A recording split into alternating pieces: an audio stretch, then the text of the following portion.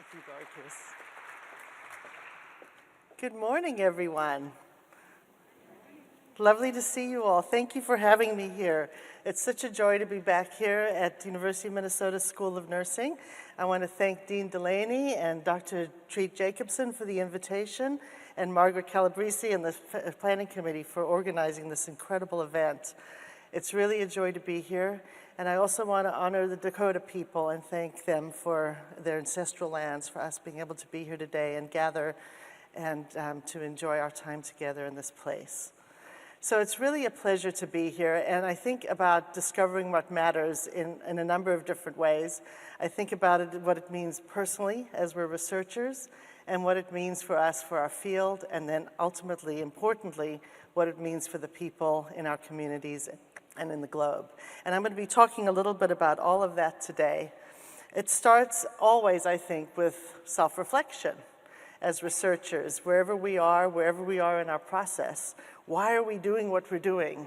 What motivates us? What is that thing that you're interested in and curious about that gets you going to start to work on a particular area of interest? And the fascination that happens after that is you start to uncover and understand it a little more deeply, and you get even more interested and more curious. So understanding that. Thinking about who you are as a person, as a leader, as a scientist, because scientists are leaders.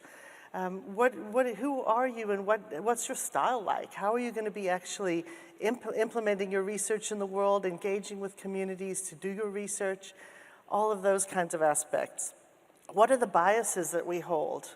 And really reflecting deeply on, especially as we're focused on equity-based work, thinking deeply about what are the biases we bring to a situation, how do they play out in our work. And then being open to this idea that things are going to unfold. You may have a really great plan for research, but when you start to get out in the field, you discover, and I see some smiles in the audience around that, you discover that what you thought actually doesn't really work. So being open and creative in the process. And that this is a process of ongoing reflection and always learning, that no matter where we are in our careers, we're learning and we're thinking about all of that. I want to reflect a little bit about my own biases. I was born in South Africa, a sixth-generation South African. And my dad was a Methodist minister and an anti-apartheid activist. And I grew up in a deeply segregated society with inhumane laws. And these are some signs that were everywhere, on park benches, on hospitals, on taxi cabs. You were either white or you were non-white, the dehumanizing term non-white. And it really was a police state. And in this country, whites could go into grocery stores, blacks had to line up at a window where they would be able to give a list, and someone else would go and get their groceries for them. So they couldn't squeeze the Charmin. They couldn't look and decide about produce. And so it was a really, it was an inhumane society, an angry society. And our family experienced a lot of ostracism for our beliefs. My dad was one of the Progressive Party, which was 3% of whites. 72% were the Nationalist Party, that were the architects of apartheid. And importantly, 25% were neutral. They were the United Party, but they were quite happy with the status quo. And that status quo group are the ones you always have to worry about because they're allowing that to perpetuate. We fled the country when I was a teenager, came to the United States, and I was quickly reassured, because South Africa was in the news and apartheid was a big topic. I was quickly reassured that, oh, we're way beyond that here. And yet I went to high school and I'd see a busload arrive of black kids who were coming from 45 minutes away. And I know in their neighborhood they didn't have grocery stores that were as good as the grocery stores near me. And as I grew up as a nurse and as a researcher, the inequities are everywhere. Inequities in health, inequities in incarceration, in every element of our society. So this is a topic that we have to engage with and think about these biases that we carry and where we are. And for me, I've had a lot of very fierce conversations with myself about the ways, my privilege, and about the ways I've perpetuated structural racism. More importantly, how can I dismantle structural racism? And for me, this is an important element of my journey, and I hope for you as well as you examine that and think about it in your research. As a researcher, my beginnings were at the University of California, Davis, when I was an undergraduate nutrition major. And this is Dr. Lucille Hurley, who was the first woman in nutrition admitted into the National Academies of Medicine. And she ran this lab. My first job, very few people know this. You're going to know something about me that other people don't know. My first job was milking rats. Now, I'm not going to tell you how to do it today, because that's beyond the scope of this topic, but just let me say it's very carefully. But I was in this job milking rats in this lab, and she was this very powerful woman who said to me at the first lab meeting, which was with grad students and postdoc fellows and faculty, she says, "What do you want to talk about?" And I'm a lab assistant, I just milk rats. I didn't really know what I was going to say. And she took me aside and she said, "You know what, you're part of this lab. And I expect that you and everyone in this lab has something intellectual to contribute. So you start thinking about what you would like to contribute as a researcher. And I want you to think about what questions you have." And that she's standing by my first poster, which was a poster that I was able to produce. And she really tapped into something in me that I never expected. And she expected all of us to contribute and to participate. She authorized me to contribute and participate. I tell this story because it makes me think as a mentor how important that is to see something in someone that they don't see in themselves. And to say to them, "Hey, come on, join me, participate." So I was inspired by her. I'd always been really, really curious, and I was always a nerd. I loved to learn and just explore, and she really inspired me. And what I also learned from her was having a productive team of people at different levels, some who were just beginning, some people who were really accomplished, and together this team accomplished amazing things, and everybody learned in the process. And her expectations for all of us were very high and very scary, quite honestly. But they really did help us all to grow together and to get the support we needed. And she helped me to learn how to fail and to recover from that, and then also to develop my passion. So my path of interest in research has really gone across a trajectory. And I know in this room, we've got people at all steps in this trajectory. Some people who I would consider research curious. You're here because you're interested, you don't think it's going to necessarily be your career, all the way to people who are really at the far end of building capacity in research, like deans and associate deans of research, and people who have large research programs, where you're not only conducting research, but you're building capacity and strength in other people in their research.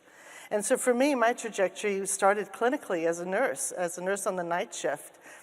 Being really interested in I was in ICU. What happens to those people when they go home? I wonder what happens. It's a rural community and there's no home health. What's going to go on with them? And that sort of sparked my interest. And I'd see a very frail partner come in to care for a very sick person and think, "Oh my gosh, I'm terrified to care for this sick person. In 3 days, they're going to be home doing that." And that got me really interested in thinking about what happens next. As I went to graduate school, which was my solution for the moral distress, when you have moral distress in your work, you go to grad school. And I went to grad school, and I really focused then on community, because I'd realized not much is happening out there. I need to do more in community. So I became a geriatric nurse practitioner. I ended up working in the retirement community industry, designing and developing retirement housing for a number of years, and doing research out in the community. And my dissertation was actually on moving to senior housing. I was interested in how does housing support health for older people? And that was what I was exploring at that point. And in the course of this, you can't help but encounter issues of caregivers, family caregivers, and also models of care, policies that either support or don't support healthy living. And then as I grew in my work and my thinking, I ended up focusing more on how the environments as a whole support healthy aging. And I started to think about the policy environment more thoughtfully, about the technology environment. What can technology do to help this? And also, what are the systems of care that we have? And so my growth in my research thinking unfolded. And at that time, I became a director of an aging center, the John A. Hartford Center at Oregon Health Sciences, and got the privilege to work with Jean Wyman here, who is also a Hartford Center director. And then finally, looking at how does research shape practice and policy, And that's really my focus now. I've decided I've got only many years of research to go, and I'm going to make sure it matters, that I'm going to use that research to shape practice and policy.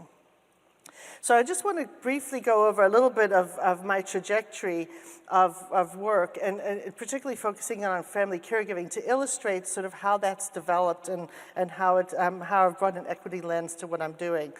But you can see from this list, I've had a lot of research themes in my career that are all, in my mind, very related. And I think this is one of the challenges of curious people, is you've got lots of ideas, you want to look at lots of different things, and having an overarching umbrella for how that works and how it all connects is one of the big challenges.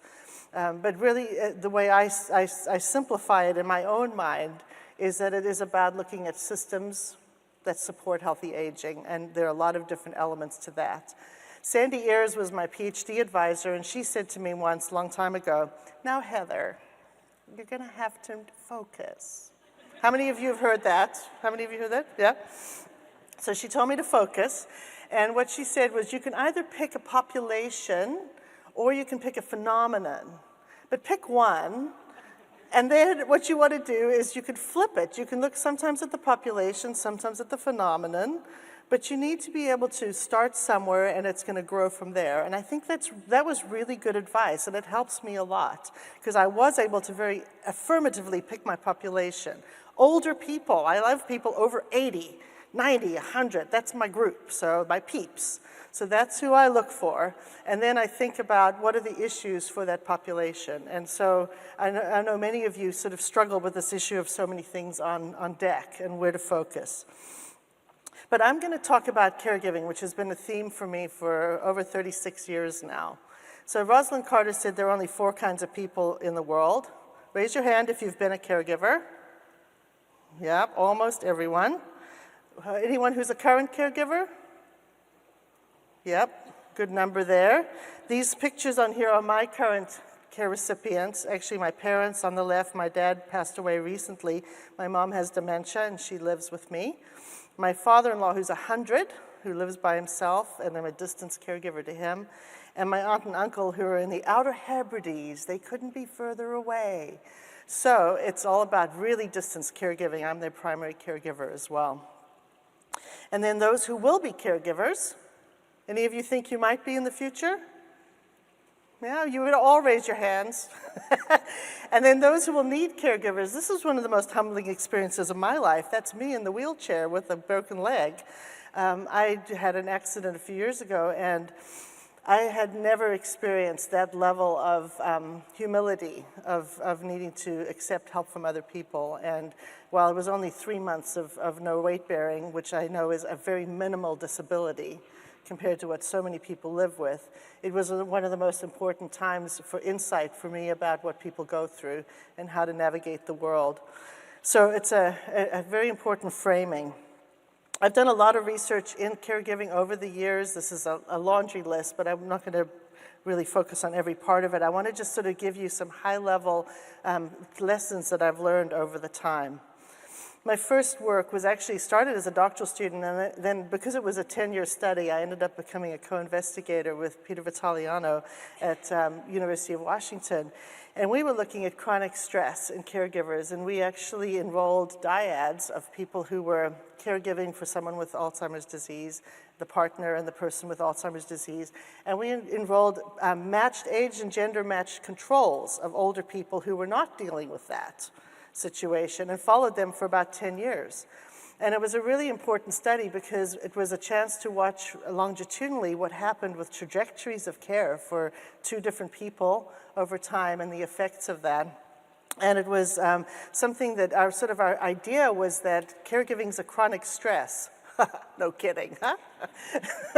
And that it actually was sort of a natural experiment of being in a situation of chronic stress. And what does that do for your psychological, physiological, and mental health and general health?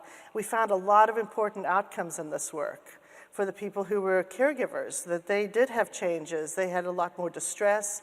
They had changes in their cardiometabolic status over time. They had changes in their cognitive status, that caregivers of people with dementia had more cognitive decline than their age and gender matched controls. We also found that people who started out kind of angry and had difficulty got even more upset and more angry and had more reactivity as time went on. And that men in particular were very at risk for this, men who felt anger in this process. And some of it was women not really expressing all of that. And that this cardiometabolic syndrome was really an important change for caregivers, which explains a lot about some of the health changes. We didn't look at the immunocompetence kinds of issues, but those are also something we know now plays a big role. As I look at the study, especially from an equity lens, there's some really bad limitations, really serious limitations with the study. It was a predominantly white population. They were associated with an Alzheimer's disease center, so they were recruited to an academic center, which you know is a bias in itself, not in the community. And also, as I thought about it, looking back, that hindsight is so valuable. We use the stress and coping model, which is a very individualistic kind of a model. And it is the ladder that caregiving researchers ran up in the 80s and 90s. That is where everybody went to look at caregiving. It was all about stress and coping, which doesn't take into account racism. It doesn't take into account sexism, feminist perspectives. There's so many aspects of this model that are really limited, and yet an entire generation of researchers ran up that ladder and did very important work, really important indicators of what could be going on. But to me, it raises the question of, now that we know that these things happen in rich white people, what do we think is happening in other populations? And how do we really start the research over in many respects to look at it in a more inclusive way so that we can really understand outcomes, mechanisms, and interventions? The second project I was involved with was the Nikkei project, which was a fantastic study. It was a daughter study of an epidemiological study where we enrolled older adults in Seattle, the entire Japanese population of King County, which at the time was around 5,000 people, and also Honolulu and in Japan, and it was an epidemiological study of dementia. We had a daughter study that was funded by the NIA that was looking at the families of people who had cognitive or functional impairment, and we also followed them for almost 10 years. And what we were looking at is, how do people make decisions around long-term care? How do families manage care for their older person who is living with functional or cognitive disability? And so this was, we thought, was a fairly straightforward study, and we found in our early sort of inclinations of the work that Japanese families were actually quite open to nursing homes, which was quite surprising. Like, what about filial piety? Everybody thinks that, Japanese people are going to stay at home. What's going on with that? And it seemed like a pretty innocuous finding, but I thought, well, maybe nursing homes are so great these days that anybody wants them. So we were thinking about that, and then decided to do an ethnographic study, which was really an important idea to figure out what is actually really going on here with that finding. And found out about a lot of systemic racism that underpins that finding. So we have the Naturalization Act in 1870 that allowed people of Japanese heritage to come into the country. There was the immigration for the gold rush, but only men were allowed. There was the Gentleman's Agreement, which allowed families, and then the Immigration Act closed immigration for Japanese Americans. And then, of course, we had incarceration of over 120,000 Japanese people on the West Coast. And the Issei, which is the first generation, are the people who moved here and often moved here without families because of these policies and practices. They were here, and the Nisei, their sons, were the ones who were sent off to war to fight against the Axis. So here you've got the Japanese community in Europe fighting, and they were assigned to the regiments that were the most bloody regiments. The highest mortality rates in Europe were among the Nisei men. So we ended up with the Japanese community on the West Coast who had been incarcerated, now coming back into their communities, but all their sons, filial piety, it's all about the sons taking care of the parents. The sons were gone. They had been killed in the war. And so what the community decided to do was develop a nursing home because they had a collective piety around caring for their elders. Now, we didn't hear this from the Issei and the Nisei. They didn't tell us this because they are very private in their conversations about these issues and the shame of what had happened during that period. In our conversations, they never mentioned the war. They never mentioned these forces that shaped their experience. But the Sansei and the Yansei, which are the next generations, they talked about it, and they talked about how their parents and grandparents wouldn't talk about it. And they were the ones who said, you know, this is what is really going on in our community. And so we started to understand that this entire way of getting care was shaped by this experience. And there was a reason that the Japanese community came together and formed services that were their services, that reflected their own core values. But now, with time, it's evolving, and there's more integration into society. There's some passage of time that has gone on and changing attitudes about care. So a simple question about, do you want to go to a nursing home or not if you fracture your hip, turns out to be a very complex question. And the issues that shape the answer are even more complex and even more disturbing. So I've been interested in diversity among caregivers, and you know, what does that look like? What does that really mean? And part of what I've been thinking about is caregiving is a ubiquitous term, and as you think about it, there are a lot of different variabilities among the people who are getting care. You know, what's wrong with them? What do they need? What are their strengths? What are the kinds of supports that are required? There's really a lot of differences among the caregivers themselves. You know, who are they? Where are they in their age, their race, ethnicity, their sexual orientation, their immigrant status, their employment, all sorts of different aspects of it. And then there's characteristics of the caregiving itself that really are different. How long have you been a caregiver? What's the trajectory? Is this a short-term thing or a really long-term thing? What's going to happen in the future? How well does the caregiver feel prepared? Is it a shock? Is it something that grows slowly? Do they have information? Do they have resources? And then the context of care. What does the community look like? What are the policies that are going to support a caregiver? So these are the kinds of elements of diversity that I think about with caregivers. And it's really a lot of different things. So we decided to do a systematic review of caregiver interventions to ask ourselves, so what do we know about how to help people? And when we did this review, we found out that the vast majority of caregiving research is focused on dementia, which is very important and very large. But as we know, there are so many other conditions across the lifespan that precipitate a caregiving situation. And in the systematic, it was a review of reviews. We did a systematic review of reviews. Very few of them actually even mentioned race or ethnicity. I mean, that was stunning to me, that you're describing a sample and it would say dementia caregivers. Didn't say anything about their race or ethnicity.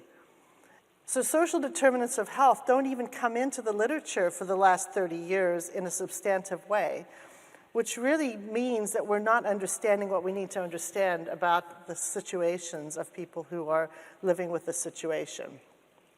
So that was a lesson to me and a real wake-up call, recognizing that. So as I've been thinking about this and really wanting to build capacity at the University of California, Davis, we decided to establish a Family Caregiving Institute. And this Family Caregiving Institute was established in 2017. And the idea behind it was to really focus on how to prepare both healthcare professionals to do better with caregivers, and also to look at caregivers themselves and try to support and help them. We've entered into a relationship with AARP Public Policy Institute because they do a lot of work on caregiving, and with the Family Caregiving Alliance and with the United Hospital Fund. And together we formed what we called the Home Alone Alliance, so that we could actually start to look across sectors at this issue of caregiving and how can we build capacity and supports for family caregivers. So in 2019, we conducted a study called Home Alone Revisited, and we wanted to understand about family caregivers. There are 53 million in the country now providing for family care. 1 in 5 households is engaged in family caregiving. And as you saw by the hands that were raised in this room, it's very much the case. It's also over 80% of long-term care in this country is delivered by family caregivers. Over 80%. It's over $600 billion if you look at the care, and that number is so underestimated because they use a minimum wage to estimate it. And yet, all of you are not at minimum wage who are caregivers, so it's really an underestimate of the real costs of it. So we want to understand a little bit more about what's going on with this.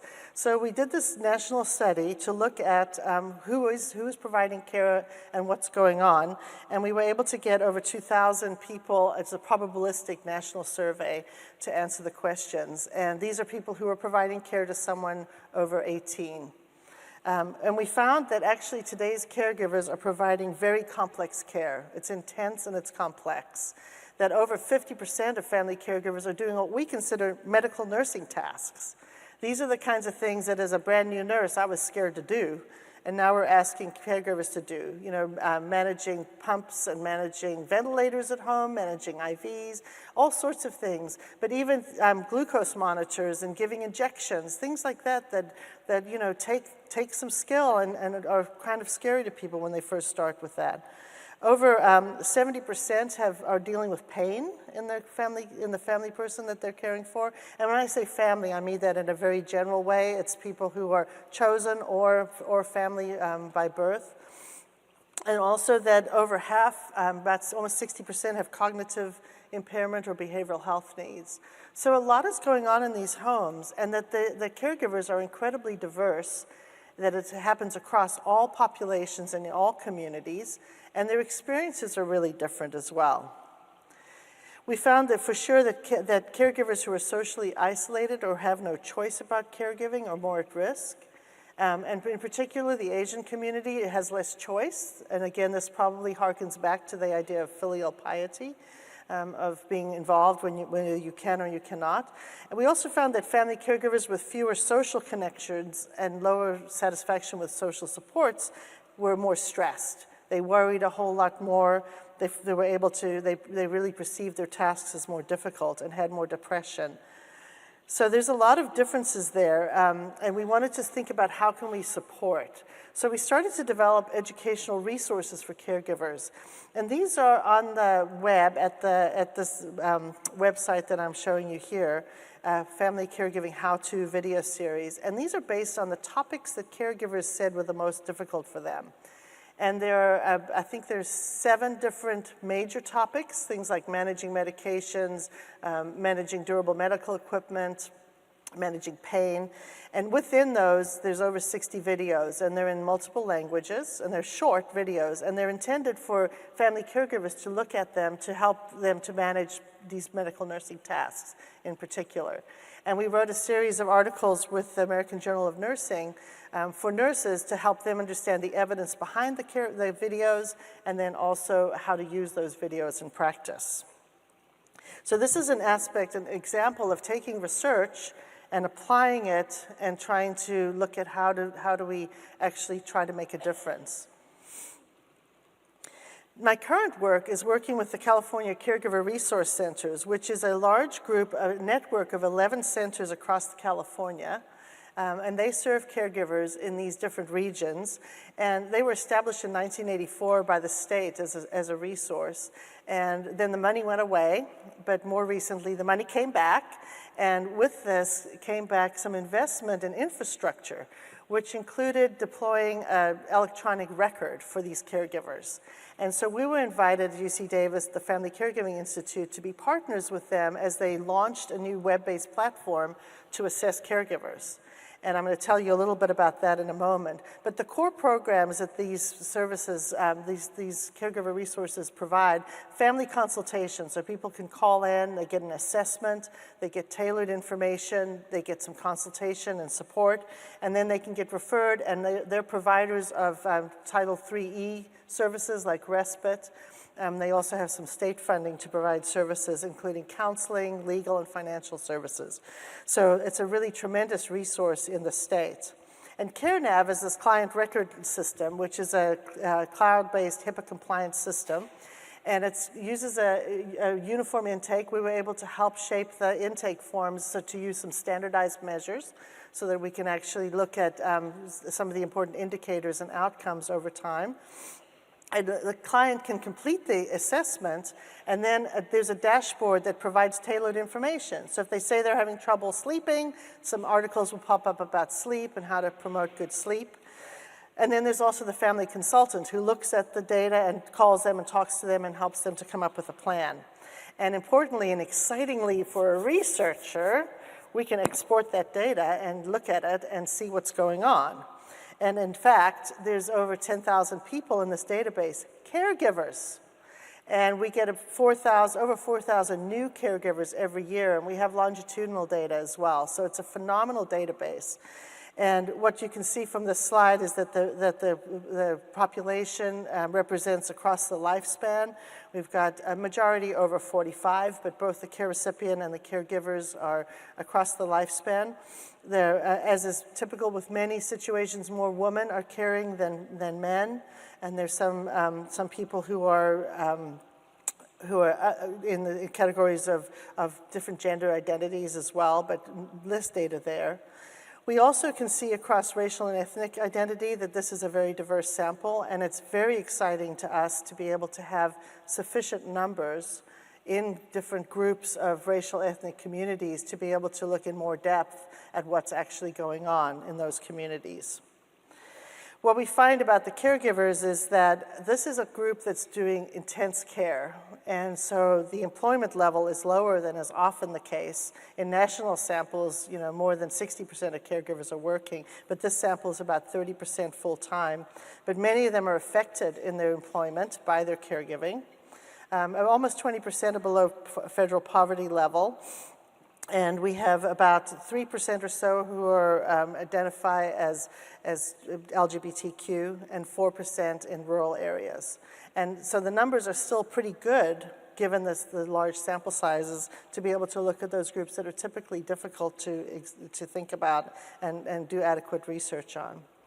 So what we see here is intense care. These caregivers, over almost 3/4 are caring more than 40 hours a week. So that's a lot of care. And the AARP ranks the severity of care, the intensity of care, by how many ADLs are supported, plus the medical nursing tasks. And of the population that's served by these centers, 66% are in the highest level of care, which is the 5. And that, so we really are dealing with people who are at the most intense, complex care.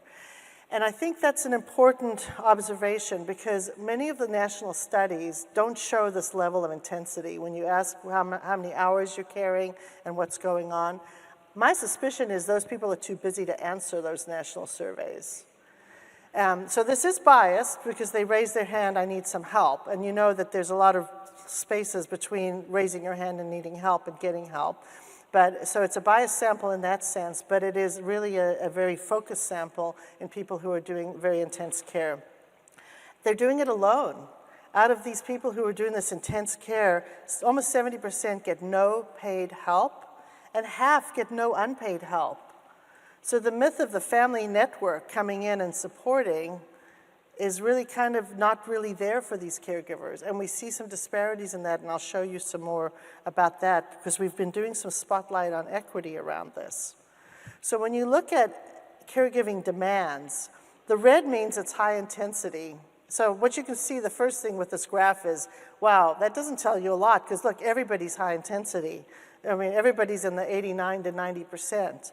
But there are statistically significant differences here where more intense care among caregivers who identify as Asian American, Pacific Islander, Black, non-Hispanic, Hispanic or Latino compared to the white, non-Hispanic caregivers. So more intensity there. And more high-intensity care among caregivers who are living below the federal poverty level. We also notice in the medical nursing tasks that there are similar patterns of differences among the level of medical nursing tasks that are being done, and that people below the poverty level are doing more. We also know that as people age, there's less. The caregivers are doing less, so the younger generation's coming in and doing that support for the complex medical nursing tasks. With unpaid and unpaid help, most caregivers don't get any help But there are really important differences. There's less unpaid help with older age, less paid and unpaid help with lower income, and with rural residents. And you can also see among the racial ethnic groups that there's less unpaid help among certain groups as well. So there are disparities here, and there are differences in both the experience of the demand and the experience of resources that people may have. And when you look at burden, you can also see that there are differences in reports of burden, feeling strained and stressed, having no time, uncertain about what to do. And that these are areas where there's greater strain.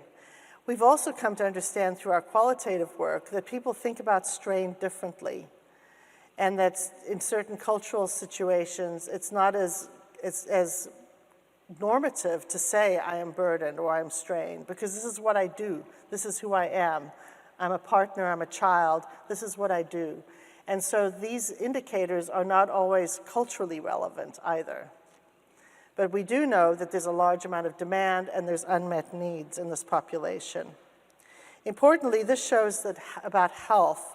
Current health on the left compared to 6 months ago, the red are worse, the yellows are the same, and the greens are better. We see as you get older, health declines with caregiving. And also, compared to 6 months ago, that it also, among different ethnic groups, that for the Asian and Pacific Islander group, that their health, they report their health being worse than others. I'm also working on healthy aging in a digital world. And this is a group of people together, we brought together at UC Davis across the campus with a variety of different scientists from computer science and engineering, as well as social sciences, public policy, design, and we're trying to think about how can technology help. And there's some important things that we've been identifying as useful potentially for caregivers. Thinking about information to provide care, sort of along the lines of the example I gave you with AARP, wanting to be able to monitor and help with safety issues. My mom, for example, who lives in another part of the house, said to me, what if I have some problem at night and you don't know it? Would you mind putting a baby monitor in my room? Now, I was hesitant to do this, but she wanted to know the assurance that I was available if she quietly yelled out, I need help, that I would know. So she chose that, and she wants that as a technology to support her.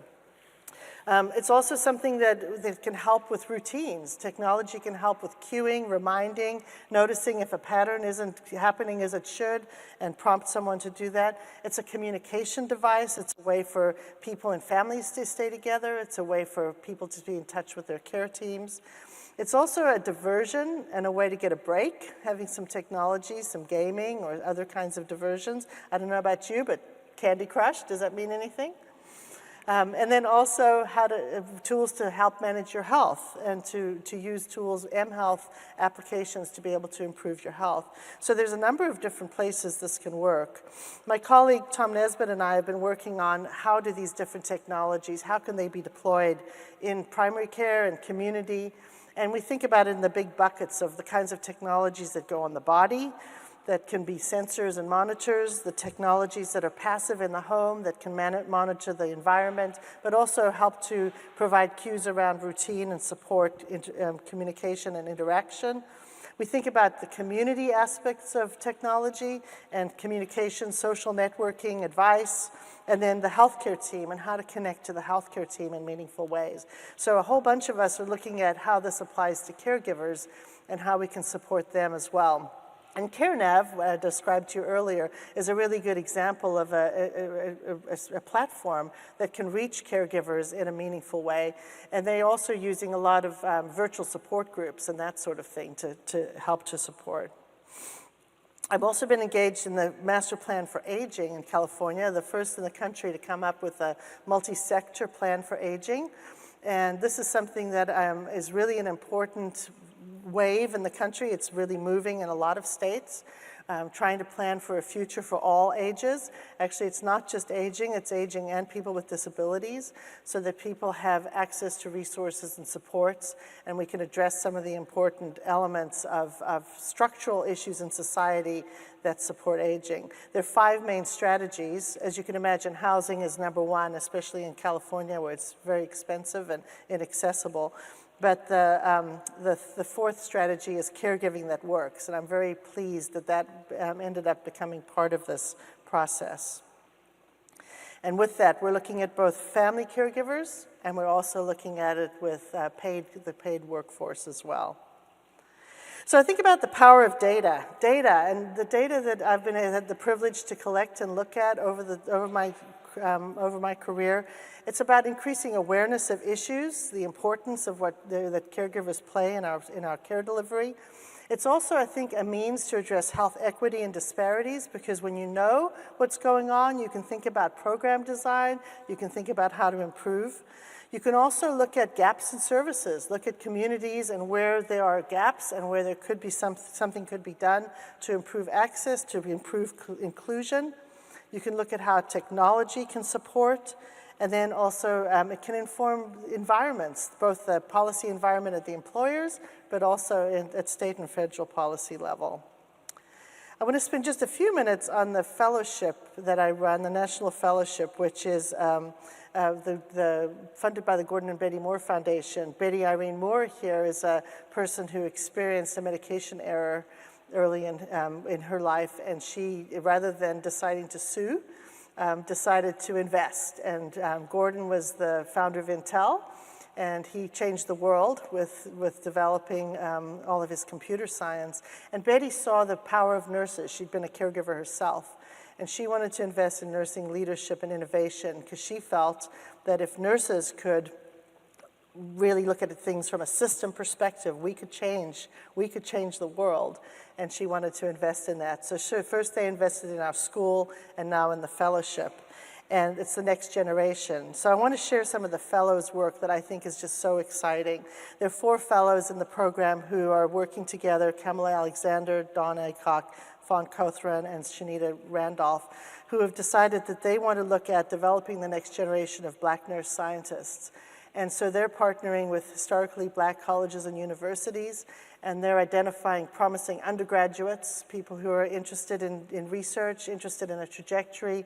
They're finding them, and they're trying to pave the way for them to join and to become part of this community. So it's based on their experiences. They're all graduates, undergrads from historically Black colleges and universities. The second group that's so exciting, I think, is this group of fellows who are addressing equity in cardiometabolic health. Jamnia Cortez is looking at menopause among Latino women. Lynette Jones is looking at hypertension among African Americans. Michelle Lichman is looking at diabetes in the deaf community. Kimberly Souffrant is also looking at hypertension among African American people. And Dawn Aycock is looking at work around young Black men and their risk for stroke. And together, what they're doing, what they've been able to find as a collective, and this power of their collaboration, is to think about how could they influence the American Heart Association. So they've got themselves elected to different committees and planning committees, and they're putting on panels, and they're making a difference by really forming a critical mass and a dialogue around these issues. And one of them alone may not have the strength of voice, but together it's incredibly powerful. So this is a power of collaboration about people who are like-minded. The other one is around advisory councils. Here's some colleagues who are working very closely with communities to understand their needs, to understand what's important to them, and with that, that's informing their research. So Dora Clayton-Jones is working with the sickle cell community, with youth. She's got a youth advisory board that's phenomenal. Mika Jefferson is working on breastfeeding among African-American women. Michelle Lichman is working with the deaf community. Lynette with women with hypertension. And Luz Huntington-Moscos is working with young people who have asthma, who are really having a difficulty with a lot of air pollution and environmental health. And what they've really figured out is how to work with people to find out what's important to them, designing their interventions in collaboration, and inviting them to interpret their answers. So tremendous power. I started with self-reflection. I hope this has been a chance for you to do a little self-reflection as well. As I've been talking, I hope it sparked a little bit about your thoughts of where you are, what's motivating you, what's important to you, what matters to you. You can probably tell I have a lot of passion about my topic, and I don't mean to impose that on all of you, but I know that you each have passion about your topics. And so I invite you and hope that you can express your passions in ways that are really important to you as well. And then just to think about our future together. There's so much that we can do, so much we can do together, and having a vision of where we're heading is so important. And there are a couple of areas that I think I call your attention to as researchers. I'm sure you're very well versed with this. But looking at the Future of Nursing report and the call to look at social determinants of health in a really important way and to improve equity with our work. And there's some really good recipes in that book about how can we lead, some very practical suggestions about how we can lead through our work. And then the National Institute of Nursing Research has a new strategic plan, a new focus, and the intent to really advance equity in the future. I have a few tips I'd like to leave you with. First of all, identify what you care about, what matters to you, because if it doesn't matter to you, it's not going to matter to anyone else, honestly. And it has to matter to you for you to be able to convince a funder, to be able to work with others. So finding out what really matters to you. And thinking about who it is that you care about, who's the population you're really interested in. And taking a very deliberative approach to understanding what their needs, priorities, preferences are. Not sitting in our ivory towers and coming up with what we think people need, but working very closely with people to find out what's important to them. Finding mentors and role models who can inspire and guide you. One of my biggest mistakes in my career was I didn't ask for help. I really bought that idea that you got to be independent, and we're told you've got to be an independent researcher. And I really thought, oh, I've got to be independent. That means I shouldn't ask for help. And that was such a big mistake. Because when I finally, probably when I was around 40 years old, asked for some help, I could not believe the generosity of the people who gave me help. And now I have more mentors at this phase of my career than I had when I was a junior person, and that's because of my mistake. So ask for help, and give help to people as you see it. Building a team, because this work is hard. Many of us are dealing with topics that are painful, that are difficult.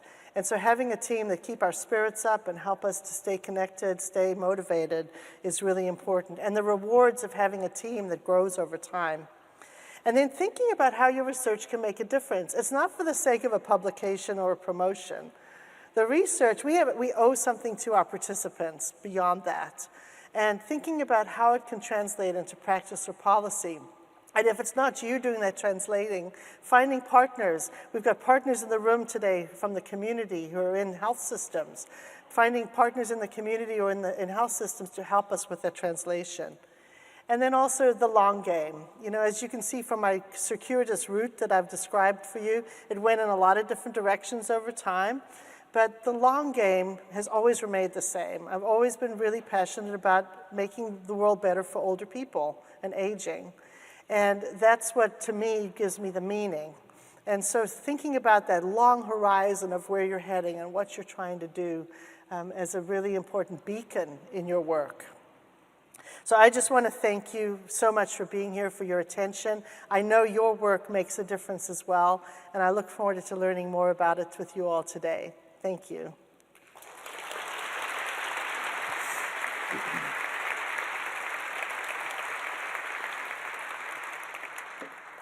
Thank you so very much, Dr. Young.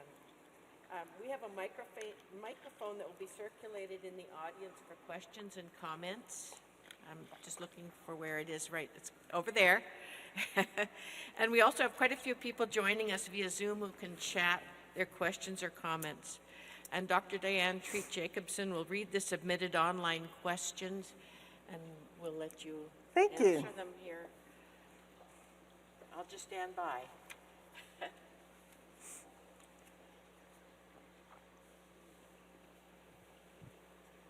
Thank you for your presentation today. I had a question about, you were talking about the digital technologies and the different supports that the digital technologies could offer and in connecting them to caregiving teams and resources. And my question was, is there any sort of resources related to connecting to spiritual health and care or culturally relevant spiritual health for caregivers? Yeah, thank you for that question. There are a lot of different programs within the California Caregiver Resource Centers. They connect to many local community agencies, and through those connections, they will make referrals and work with people to make those connections. Our school has been involved, and Janice Bell, who's the director of the Family Caregiving Institute, has had a long-standing relationship with the Alameda Care Alliance, which is African American churches. It started out with about 4, and now it's been spread. It's all over California in lots of different parts. And it's really engaging the congregations as care communities and helping them understand how to support caregivers in their midst and people who are aging. And that's been a tremendous resource as well, because it's building capacity in these parishes to be able to provide more support and care. So I think a lot of it happens through the partnerships with the community agencies. California is so diverse, and we really do work very, very thoughtfully to connect and to make those alliances happen, both for referral into the system for things that they could qualify for, but also for caregivers to be united and be in the places where they can receive the culturally and linguistically meaningful support. Virtually, it's been a real boon to be able to be on a statewide platform. I mean, one of the best things out of the pandemic was being able to start to use Zoom differently. And what we're able to do now within the CRCs is provide support groups and others in languages that would maybe not be available in a rural community. And so people can connect and be part of a virtual community that wasn't possible before. Thank you.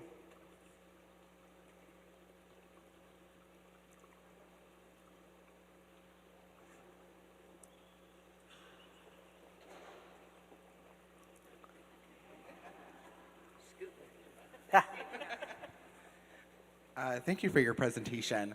So my question has to do, does your work look at caregiving of people who are in like a nursing home or a formal care setting, and look at the dynamic of caregivers and how they deal with that, working with professional providers of care to meet the care needs of their important person? Great question. My current work is not specifically looking at that, although the Caregiver Resource Centers support many people who are in that situation. So they've chosen that the person may live somewhere else, and they're supporting them. In my previous work, I did quite a lot on that and found that often family were quite invisible. My colleague Elena Siegel has done a lot of work, and Orly Tonkink as well, have done work on how do nurses invite and engage family caregivers in care, and how difficult that sometimes is to navigate, that the caregivers, family caregivers often don't really have a clear sense of their role in that setting, and are often dealing with ongoing caregiving issues because they are still caregivers, as well as the conflicts and challenges that come about with that. It's even harder, I think, in assisted living settings where there's less definition about the expectations for families. And they get called for emergencies when they don't think they should be. And I mean, there's a lot of dynamics around that I think are really important. It's that interface of how we become a team and think of caregivers as part of the team, whether it's a hospital or assisted living or a nursing home.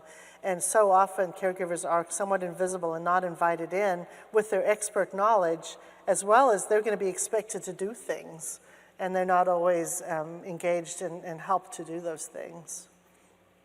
It's important. Is that your area of work? Fabulous.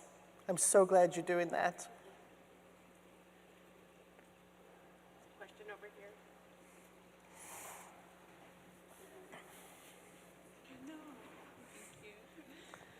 Hi, thank you so much. It was an excellent presentation. So many things to think about. I hope this is a fair question, but I wanted to kind of tie some of the threads that you left for us together around equity, policy, collaboration. It seems like so many of the things that we're doing today are leaning heavily into digital technologies and this underlying sort of assumption to access to those technologies. So much so that maybe having good, reliable cell service access is becoming a social determinant of health. So just curious as to what you've seen with your policy partners and things like that around actually getting every person access to that which seems to be a vital technology. Thank you for that question. I love it, and I'm sorry you have to look into the sun to ask it. Looks painful. Yeah, but wonderful. It's a huge issue. Digital technology, there's so many barriers around equity. In California, there's so many rural communities where we didn't have broadband access till fairly recently. And there's been national and state level initiatives to improve broadband access that I think are making a difference in that area for sure. I had a PCORI study about 12 years ago, or 10 years ago, that we didn't expect the level of smartphone use that we actually saw. We were working with rural, particularly migrant workers with mHealth applications, and they had more smartphones than some of the white people sitting in Sacramento, because that was the way they were navigating their world. So it's not as simple as racial, ethnic group and income as far as who gets access and who doesn't. But there are a lot of barriers around the cost still and whether people can afford a plan. There's barriers around language, and so much of it is really based on an English mode and very hard to translate much of the architecture behind digital technologies. But there is a lot of work going on in that space now to try to improve technology. Because I agree with you, it is a social determinant, and more health systems are relying on digital access for encounters as well as delivering information. Certainly the schools we found in pandemic relied on that, and I think that was part of the incentive to get a lot more digital access during that period. But we're in that time, so it's not a question of reluctance to adopt. I don't think that's the problem. More of the issues are around access and cost. Margaret, there was a question over here. Oh, you got it. I really appreciated how you wove together your career trajectory and then this topic of caregiving and your research interest. My question isn't so much about the caregiving topic, but just as my question to you as an experienced researcher and nurse, do you have any advice for, as someone kind of entering their mid-career and their mentors, kind of going into retirement and as your mid-career kind of maybe change your career changing course, seeking out new mentors and finding those people? I love that question. It's very important. And when I think of mentors can be, I had one of the most powerful mentor sessions ever in my life was 1 hour with a person, and I've never talked to her again. And she changed my life. I changed my trajectory based on that conversation. So they range from 1 hour, really great conversations, to people who are with you and help you and know you. I think it's really important to revisit mentorship relationships all the time and to decide whether, there's probably a trajectory to every relationship. Maybe the person's your mentor through your PhD and your postdoc and when you're assistant professor, but you probably need someone new as you're starting to get to the next one. We usually look for mentors right around where we are, just look around the room and that's who you pick. As you get further along in your career, you need to look outward and find people of interest, people doing similar work. They could be peer mentors who are grappling with similar issues or just a few steps ahead of you at other places. But I think looking outward across our whole profession to find people. The other thing is to think about other disciplines and professionals who can be mentors and advocates and champions. I think it is really important to have people outside your institution, because I find that mid-career is when you start to have a lot of existential questions.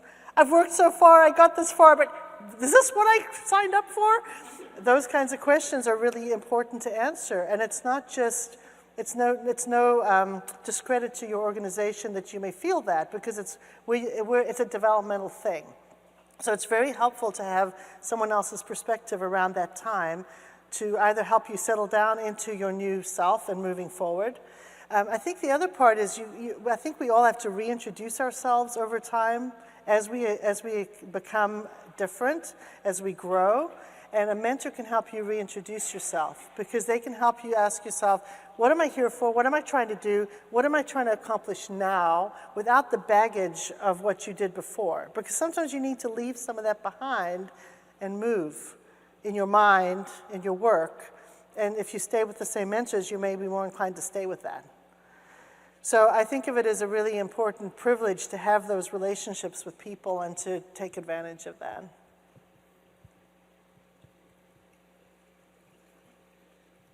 Were there any questions online? Okay. Hi, I just had one question as it pertains, my specialty is pediatrics, the opposite end of your spectrum, but there's a lot of overlap in caregiving tasks, especially when you loop in like chronic congenital conditions. Twofold question, is there an app like yours that exists in this region, and is there one that might be pediatric specific? What was the first part? The CareNav app. Oh, the Is there CareNav. something that exists in this region like that? Yeah. And is there something that might be pediatric specific? You know, I'm not aware of that at all, and I think it is a really important idea to think about that. I don't see that because I'm not sure the agencies that serve the population, you know, that's sort of where it has to start. So you'd want to think about who the agencies are, and certainly there are state agencies who have a lot of data about persons with disabilities, kids with disabilities, that might be a place. The other place might be some of the health systems who focus in particular on that. But I'll give you a name, Rachel Fazio, who's at Boston Children's. She's very much in that space around families with a disabled child and caregiving issues, and she's a person who knows a lot about the national landscape. So contact her and she can maybe help link you in. And she's been grappling with the national databases around sort of children's services and supports. And what's probably similar in pediatrics, I know it's true with older adults, is there's been healthcare over here, social services over here, and we never talk, and these databases don't talk. And that's part of what we're needing to try to do, is bring it together, because with pediatrics, there's the school system, the public benefits, and there's the health system issues. All of that needs to come together.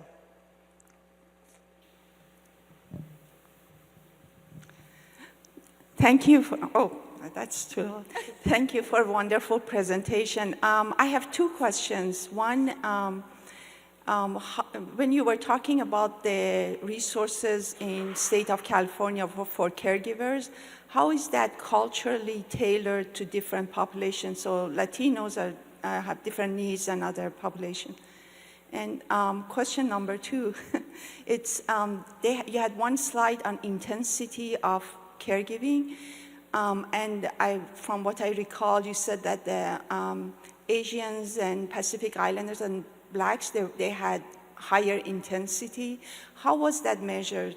If you could speak to that. Sure. Thank you. So the first question around cultural tailoring is that within the staff of the caregiver resource centers, they have quite a diverse staff. It starts with having resources at the local level that understand the local community. And so there are over 100 languages spoken in California, and they've got staff who don't represent all of those, but for the ones that are larger in particular regions, they have staff who can speak those languages. So they're available, and they can provide linguistically and culturally appropriate services in that respect. They also design and develop a lot of their educational and outreach materials in multiple languages for multiple cultures. And those are all available on a state basis. So if you're Cambodian and you're living in Reading, you can access a Cambodian resource in LA, and you can see you can see that. Again, it assumes that you have digital connection. But the staff are also very good about sharing across regions. So if someone is Cambodian in Reading and there's not a Cambodian speaker in that town, they will call the people down in LA and connect. So there's that sort of connection. There's quite a lot in Spanish and among the Latino community because of the large proportion in our communities in California. The other important way is linking with the community agencies that serve those populations. So there are a lot of nonprofit, non-governmental organizations in the communities, and so the CRCs engage very directly with them to create a network of support. So that's the way that's handled. Your second question was technical about intensity, and it's a combination of hours of care per week with number of instrumental and basic activities, ADLs.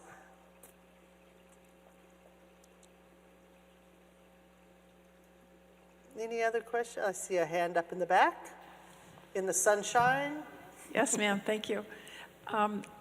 My question is just asking about your thoughts. It seems to me that those who are providing care in the institutions, I'm thinking primarily physician or primary care clinics and hospitals, I don't think they're doing a very good job of teaching the patient and the family how to care for themselves, and we throw them out into home or wherever. And what I see within my friends and my community is they're really not well prepared. Yeah. So just your comments. That's a very apt observation on your part. It's yeah, absolutely right. I think that we've been socialized in nursing and in medicine to focus on the patient. We talk a lot about patient-centered care, and we focus a lot on that encounter, but we don't think about the family and the family unit and what it's going to take to care over time. We've also been socialized to think of things as episodes, like someone's here with this complaint and that's what we'll deal with. We don't deal with the rest. And often those moments of those episodes are chances, I think, opportunities to engage them in how is it going in general, what else is happening. I think that Terry Harvath, who's now on the faculty here, when she was at UC Davis, started a caregiver clinic within the primary care, which was a really exciting innovation where people could come in for consultations as caregivers. And I think that now there's some codes under CMS to provide support to caregivers. Money drives a lot.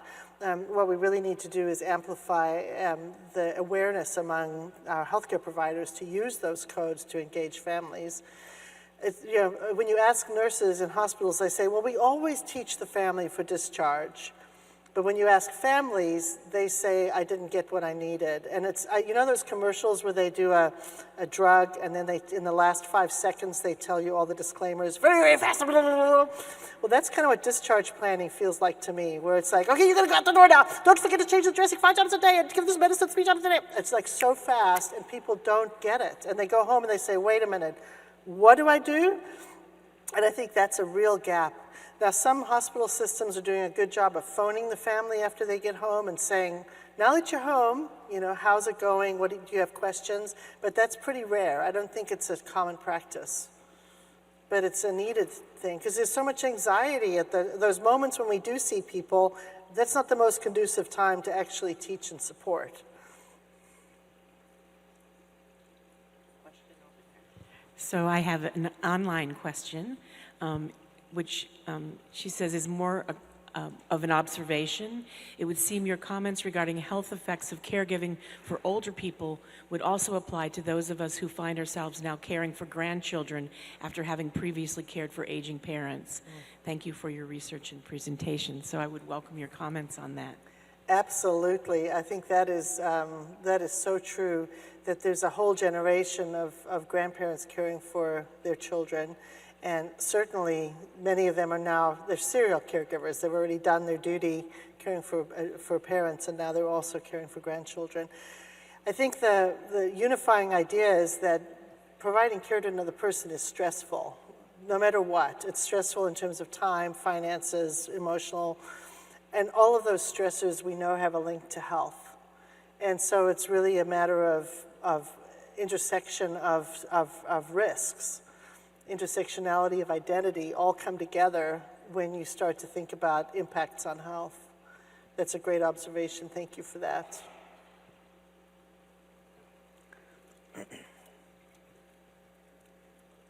Any other questions? We have one in the middle. One in the middle.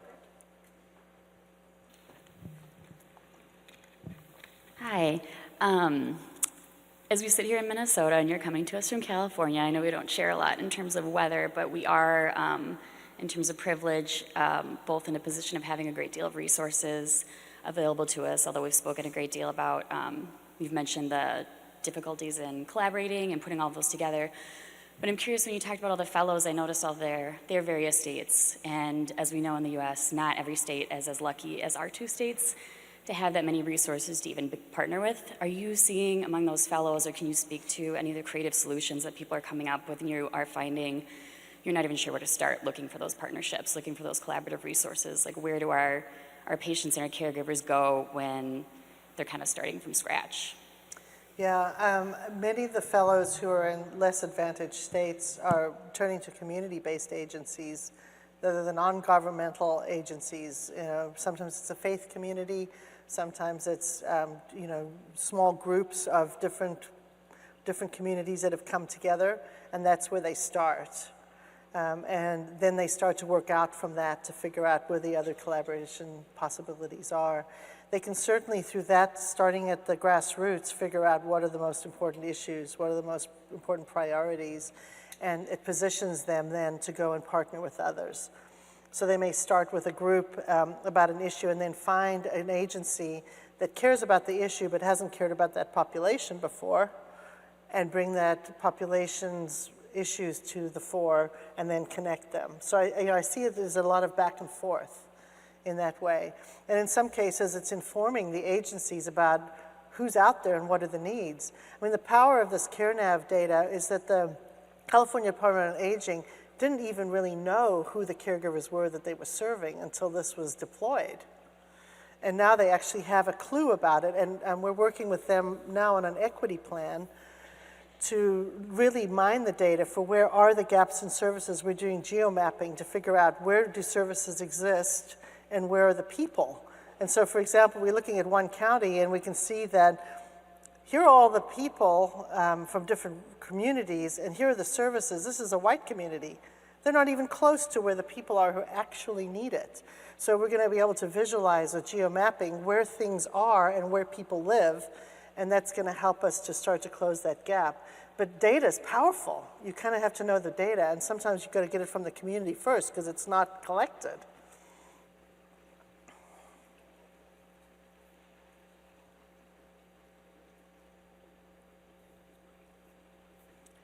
That looks like it wraps up the question set. Thank you, Dr. Thank Young, you. very much.